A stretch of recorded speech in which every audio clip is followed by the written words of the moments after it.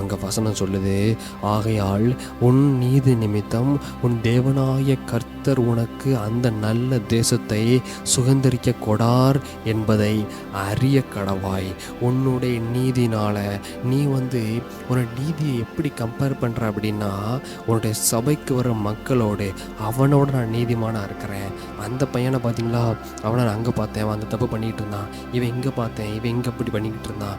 இவனோட நான் நீதியாக இருக்கிறேன். இவன் தொழிலில் சுத்தமே இல்லை, இவன் ஃபுல்லாக ஏமாற்றி விற்கிறான், கள்ள தராசு பண்ணுறான். ஆனால் நான் ஆண்டவரை நீதிமானாக இருக்கிறேன், இதனால் நான் பரலோகத்துக்கு பிரவேசிப்பானா அப்படின்னா கிடையாது. ஏன்னா நீங்கள் உங்களோட பரிசுத்தத்தை கொண்டு இந்த உலக மக்களோடு நீங்கள் இடைப்பட்டு பார்க்குறீங்க, அவங்களோட கம்பேர் பண்ணி பார்க்குறீங்க. ஆனால் பரிசுத்தரிலும் பரிசுத்தர் வல்லவர் ஒருத்தர் இருக்கிறாரு, அவர்கிட்ட உங்கள் பரிசுத்தத்தை நீங்கள் கம்பேர் பண்ணி பார்க்கணும். தேவஜனமே, நீங்கள் இவனை விட ஒரு வேளை பரிசுத்தமாக இருக்கலாம், நீங்கள் அவனை விட பரிசுத்தமாக இருக்கலாம், இல்லாட்டி உங்கள் ஸ்கூலில் படிக்கிற அந்த பையனோட நீங்கள் நல்ல பையனாக இருக்கலாம், உங்கள் காலேஜில் உங்கள் நண்பர்கள், உங்கள் சொந்தக்கார வட்டாரம் இவங்களோட நீங்கள் ஒருவேளை உண்மையாக உத்தமமாக வாழலாம்.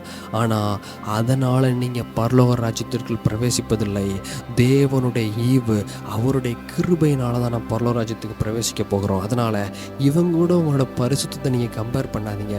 அது தேவனும் விரும்புகிறது இல்லை. ஏன்னா உங்களுக்குள்ள ஒரு பெருமை வருது, நான் பரிசுத்தமாக இருக்கிறேன், நான் உத்தமமாக இருக்கிறேன், நான் பொய் சொல்கிறதில்ல, நான் உண்மையை மாத்திரம் பேசுகிறேன்னு சொல்லி உங்களுக்குள்ள ஒரு பெருமை வருது. அவனை நீங்கள் தாழ்த்தி உங்களை நீங்கள் உயர்த்தி ஒரு பெருமை கொள்றீங்க. ஏன்னா பிசாசும் அப்படி தான் விழுந்தான். அவன் தேவனோடு அங்கே இருந்தவன், அவன் பரலோகத்தில் இருந்தவன். சும்மா ஒன்றா அநீதி செய்கிற இடத்துலையோ இல்லை துன்மார்க்கிற மத்தியிலும் அவன் வாழலை.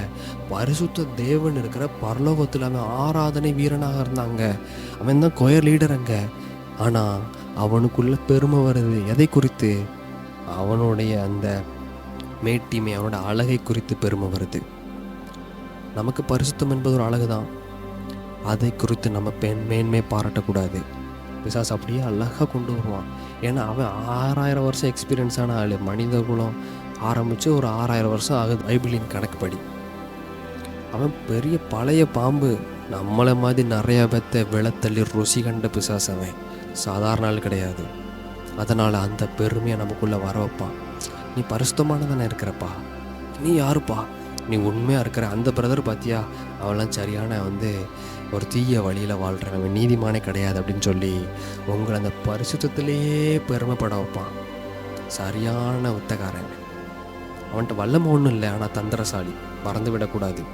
நம்ம எதிராளியை நம்ம ரொம்ப தரக்குறவாக எண்ணிடக்கூடாது. நம்ம தேவன் அதை விட பெரியவர், அதில் எந்த மாற்று கருத்தும் இல்லை. ஆனால் நான் பரிசுத்தமாக இருக்கிறேன், நான் விழுந்துட மாட்டேன் அப்படின்னு சொல்லி எந்த உத்தரவாதமும் கிடையாது.